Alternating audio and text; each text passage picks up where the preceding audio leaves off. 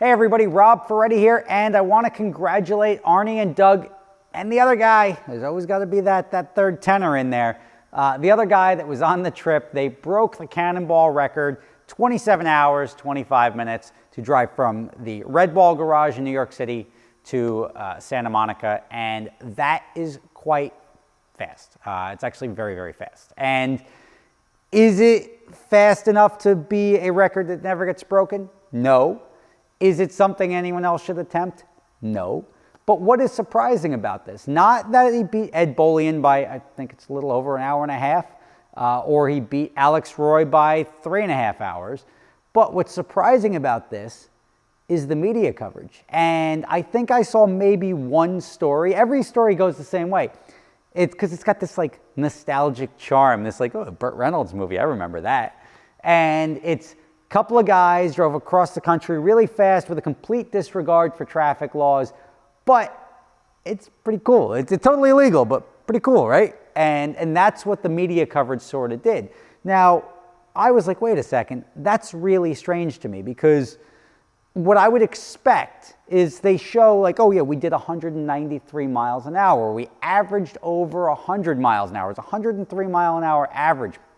And when you think about that, think of any other news story for any other thing. You got the cop with the radar standard, like cop with the radar gun, be like, oh yeah, he's doing 87. I'm going to tell you how unsafe doing 87 down this highway is.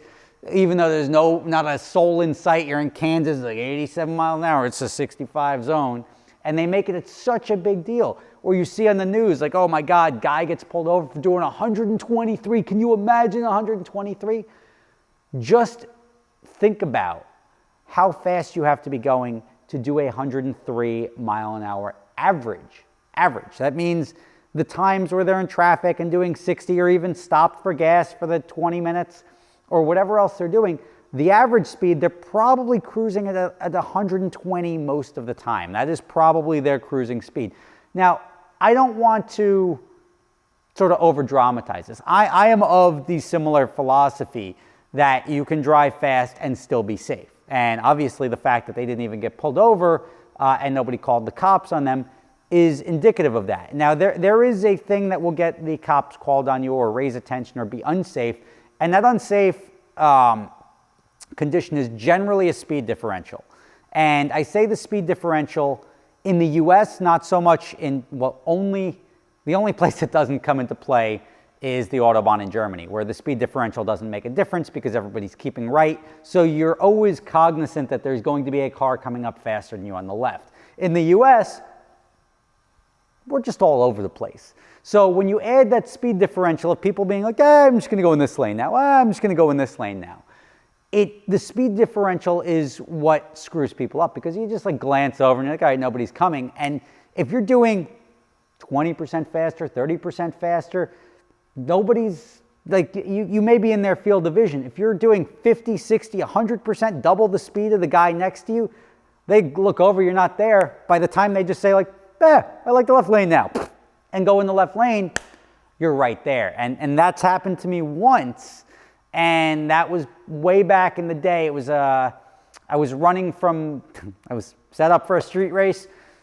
Long story, but anyway, I was set up for a street race, and we ended up having to bounce out of there. I'm like, all right, the cops will get the people behind me. Decided to chase me in my Corvette over there, and I was like, well, all right, I know we got a closed highway right now, so I'm out. I bounced. I'm ripping down the highway at like 140 miles an hour, and 3 in the morning, middle of the night, random guy as I'm steaming up just says, well, whatever, goes into my lane, and I had to go full threshold braking, and you're talking going around him, full braking down from 150 into the center lane. I got around him, I didn't hit him, but it was definitely a oh poop moment that I'll remember forever. And that's really what triggers that speed differential in my head. Why did that guy move? There's only 2 cars on the highway. Why did that guy move from the center lane to the left lane when I'm coming up so much faster? Could have been drunk. I have no idea. It's 3 in the morning. But it's because we don't have this programming in our heads to keep right except to pass. I guarantee you can cover more ground in Germany down the Autobahn faster than these guys just did this drive across the country. But that's not what we're talking about. We're talking about what started out as a protest of traffic laws, which is now, I want to say, a conquest that people want to do, but it's very strange to me. And it's just, I feel like there's so few people that even have an inkling to want to do this. A lot of people are like, even I think at a certain point in time, Arnie asked me if I wanted to join and be a part of this. And because I know a bunch of people that have done that, hey, you want to co-pilot with me? Because they know I don't mind driving at speed and I don't drive recklessly. So the fact that they ask me this, and I turn them down every time, because this isn't so much about driver skill. It's not so much, it's more about endurance. I don't want to drive for 20 plus hours, 25 straight hours. I mean, that sounds like the least fun thing in the world. And I mean, I know Alex would do the little porta potties in the car, all of this endurance stuff. For like, if there was like, oh cool, you do this, you can win $10 million, you win notoriety. These guys do this, they don't really, there's no trophy. There's also, it's akin to almost playing on a playground by yourself.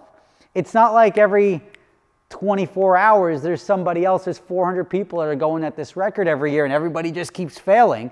It seems that everybody that wants to do it, or most people that attempt it, seem to break the previous record, and they take one step further. It's just not my thing. I don't get it. I don't get what the luster is here, the drive to do this.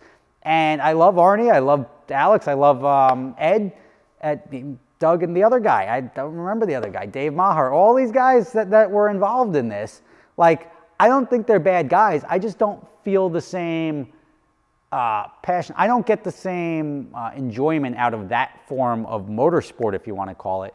It's sort of, few people are attempting it. And the fact that you could set a record and the next guy can beat you by hours. Now, let's just visualize in our head. Let's just say Alex was moving at 90 miles an hour, which I think it was.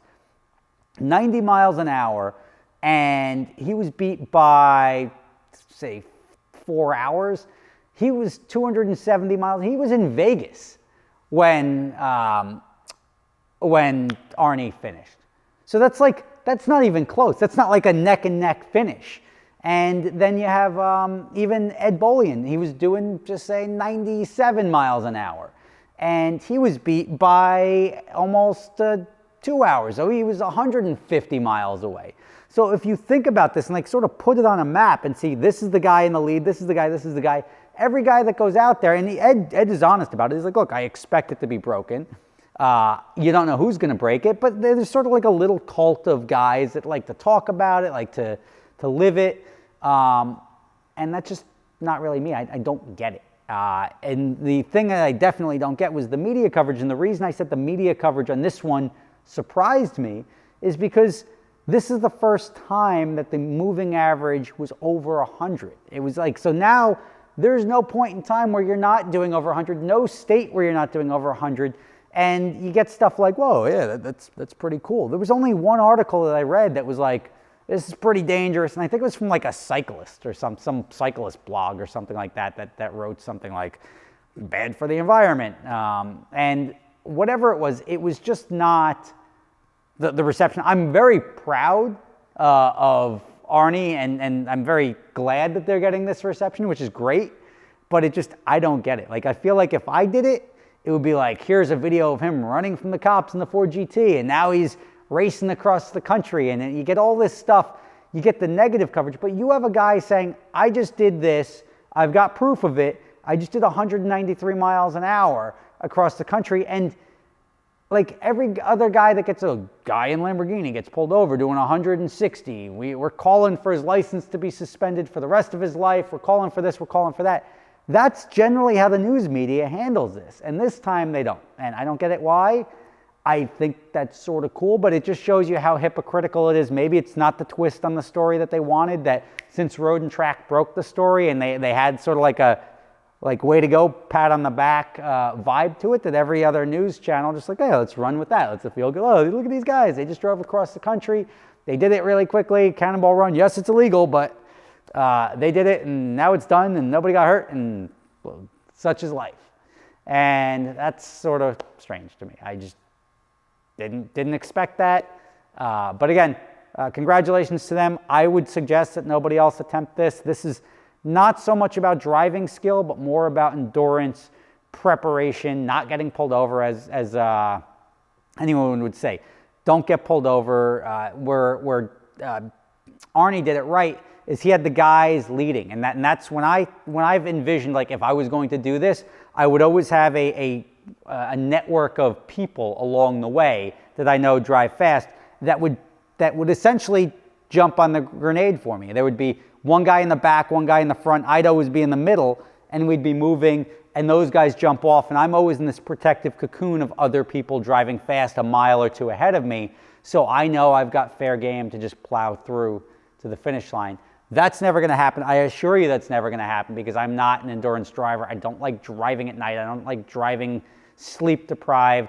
I think that's sort of the most dangerous part about this. I know you're rocking the adrenaline, but there's no way to be up for 24 hours straight, or even a good amount of that. And I guarantee you, these guys are not sleeping, getting a great night's sleep the day before they go. It's just not, like, when you're so amped up about doing anything, you're not thinking about, like, oh, let me get a good night's rest. Like, even astronauts, like, they're like, oh, I'm going up in space, strapping myself to 100,000 tons of liquid nitrogen tomorrow. This is going to be fun. They're not going to be incredibly well rested. So the endurance thing is not something that I would suggest. But anyway, congratulations to them. I don't want this to be a negative thing. It's just not my thing.